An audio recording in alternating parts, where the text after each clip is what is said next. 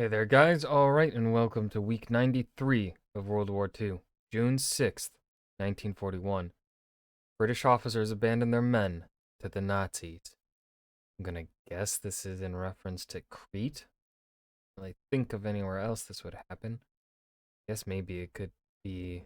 No, I think it's got to be Crete. Let's go ahead and dive right in and find out. Wait. So exactly 3 years from today. How can you possibly know that? Ridiculous. June 6, 1941. Oh, he was referencing Defeated in D-Day. Greece. Defeated on Crete. What does the British High Command do next? Make big plans for bringing the fight to the enemy.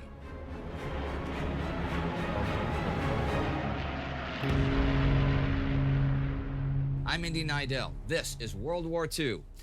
Last week, Britain mobilized over 5 dozen ships in the Atlantic to sink the German battleship Bismarck, which managed to destroy the famous British battlecruiser Hood. The fighting in South Shanxi ended, the Allies prepared to evacuate Crete, and the British made preparations for both North Africa and Syria. Commander of the Middle East Theater Archie Wavell's plan for Operation Battle Axe in North Africa is to send the Western Desert Force to take the Halfaya Pass and then secure the whole region from Bardia to Capuzzo.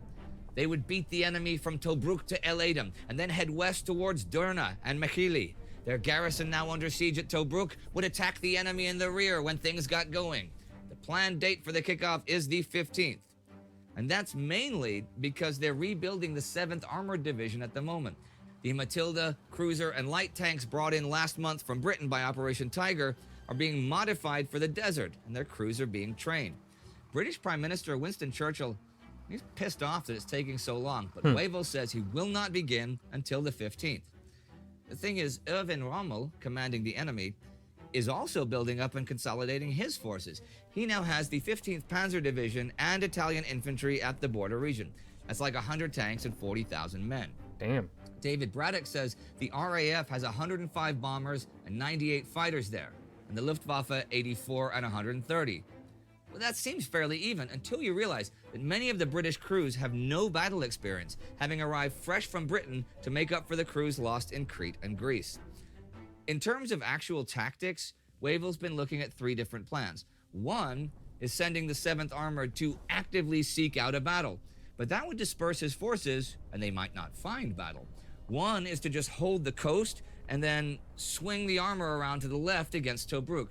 But he doesn't think he has enough men and vehicles for that. So the one he's going for is the one which allows the maximum cohesive force maintainable in the field at once. That force is the 13th Corps under Noel Beresford Pierce, made up of the 7th Armored under Sir Michael Craig, the 22nd Guards Brigade, and the 11th Brigade of the 4th Indian Division, who we've seen a lot of in East Africa this winter and spring, and who are now en route to Egypt. I'll go over the tactical details of the plan next week. Beresford Pierce sets up his headquarters at Sidi Barrani, which is 5 hours' drive from where the nearest action will be. But any closer, and he could not guarantee constant contact with Royal Air Force headquarters. Sidi Barrani is also the most forward location with a good airstrip for recon flights. The RAF is going to bomb Axis supply routes and supply dumps until the 12th, and then we'll focus on the area between the frontier and Tobruk and the local Axis-held airfields. Air Marshal Arthur Tedder is in charge of the British planes. What a he British plans name. Fighter cover That's for the actual fighting right and bombers available to Arthur hit enemy Tedder. columns if the enemy calls them in. The Navy will keep supplying Tobruk like it's been doing, but will also be on call to open up the port of Sollum. There will not be a naval bombardment, though, because if they did that, they need to pull fighters away from the Army's support to protect the fleet. As for Wavell's plans for Syria, well, Wavell has asked the Free French forces in Egypt under General Georges Catroux to go to Palestine for a possible invasion of Syria. The 7th Australian Division has been ordered to North Palestine and the 5th Indian Infantry Brigade to the northern part of Transjordan. Wavell has Palestine Commander Henry Wilson make preparations for an advance into Syria. Wavell does tell the War Office that he has reservations about using the Free French there, since they might stiffen the Vichy French resistance, since many on each side consider the others to be traitors. The plan of attack. is to hit the Vichy French on multiple fronts. The invasion should go as quickly as possible. They cannot afford a long engagement. So the Indian Brigade is to occupy Deraa and take the Yarmouk Railway. This would cripple the Vichy movement of men and supplies. As for the Free French, they would head straight for Damascus, take it from the Vichy French, and occupy it. The Australians are to advance in two columns, one to occupy Margin and the other to head up the coast towards Beirut. Now that last is to cut off the ports from the rest of the country. Wavell also manages to gather up other forces. Joined by British Major General John Bagot Glubb with his Transjordan Arab Army, General Wavell also assembled British and Scottish regulars from various units around the Middle East. Along with these soldiers, the resourceful Wavell pulled together Anzacs, Canadians, Indians, mostly Sikhs and Gurkhas, and Free French, Australians, New Zealanders, and Free Czechoslovakian soldiers. Their Vichy opponents were backed by Senegalese, Lebanese, Algerians, and Moroccans. On the 4th, Diverse the army. British bomb oil and water supplies in and around Beirut. The Vichy French respond the next day with a bombing run on Amman, the capital of Transjordan, which is kind of interesting since that city has no military significance for the British, no munitions or troops. It was pure retaliation for the act of bombing. And as the week comes to its end, that invasion is actually just about to begin. Ooh. While another invasion some 800 kilometers to the west is coming to its end, the German invasion of Crete. The British are evacuating. As dawn rises on the 31st and the new week begins, newly promoted British Vice Admiral Edward King sails from Alexandria for Crete with 2 cruisers and 2 destroyers. The Mediterranean fleet took some real damage helping defend Crete, as we saw, but Fleet Admiral Andrew Cunningham sends the ships anyhow, saying, "It takes the Navy 3 years to build a new ship. It will take 300 years to build a new tradition. The evacuation will continue." Those ships returned safely on the 1st with 4,000 men, but the cruiser Calcutta, sent out to give them cover, is sunk. The evacuation is over, but there are still some 5,000 Allied troops left on Crete. The Royal Navy fears that with a waxing bright moon and long days as midsummer approaches, any more ships sent will be vulnerable to dive bombers both day and night. In his book Crete, Anthony Beevor brings something up. Make of it what you will. Much has been made of the fact that out of 5,000 troops left behind, there was no officer above the rank of lieutenant colonel, that a far higher proportion of officers got away than men. Jack Hampson, Trinity University lecturer before the war, but now assigned to the Special Operations Executive and who's been in Crete for weeks preparing for its defense and is one of those captured, will write this.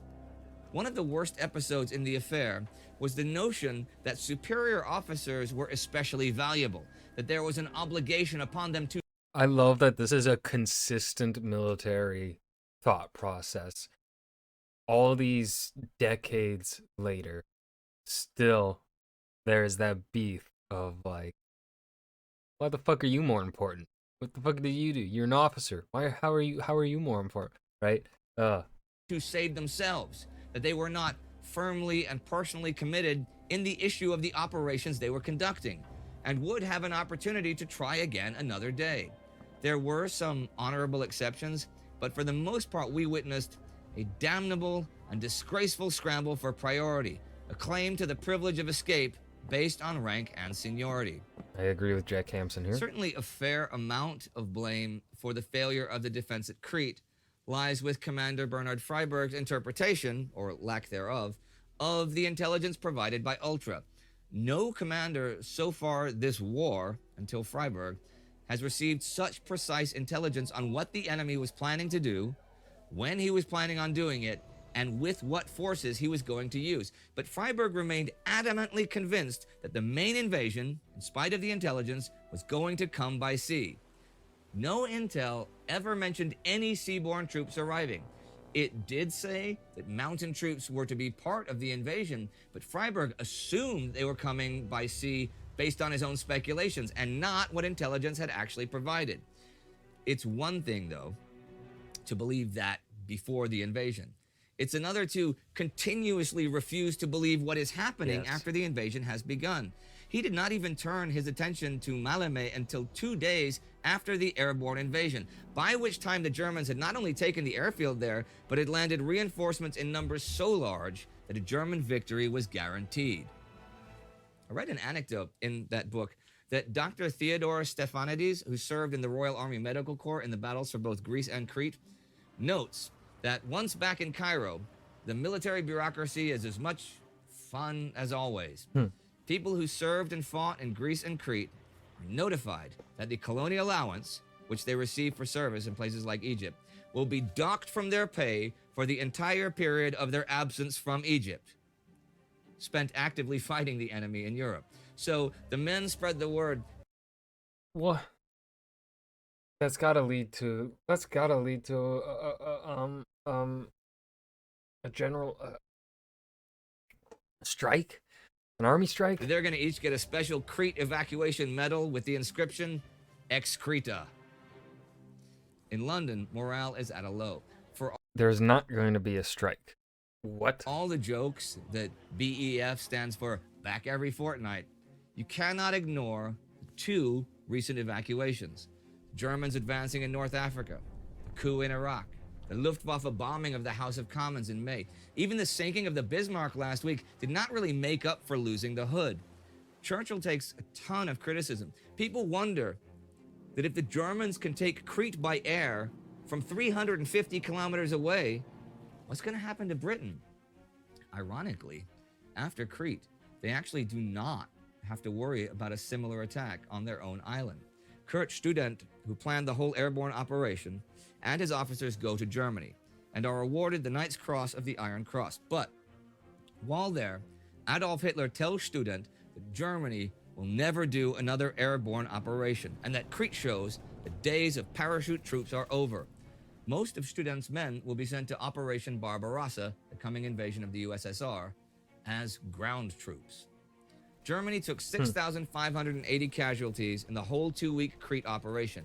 Airborne troops killed the first day make up half of this total. Damn. But definitely worse for Germany's future is the loss of 350 planes, specifically 151 Junkers transports.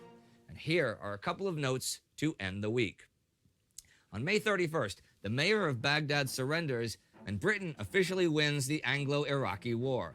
And on June 4th, Kaiser Wilhelm, the last German emperor who ruled Germany from 1888 until the final days of the First World War, dies in the Netherlands, where he has lived in exile since that war.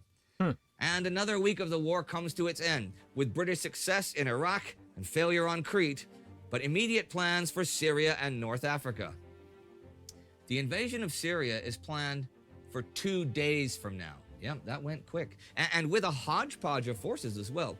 But Wavell and Britain needs a win after Crete, which has already erased the morale boost of East Africa, and he's going for it in Syria and North Africa as soon as possible. If only something could happen to distract the Germans' attention for a while. Oh, they're gonna, yep. If you'd like to see a Between Two Wars episode about Germany is colonialism in the gonna do it Middle to East in the itself. 19th And that was week 93 of World War II, June 6th, 1941. British officers abandoned their men to the Nazis. I've got nothing to say here at the end of this video. I hope you guys enjoyed. Remember to hit that like button and subscribe for more. And I'll see you guys in the next video. Peace.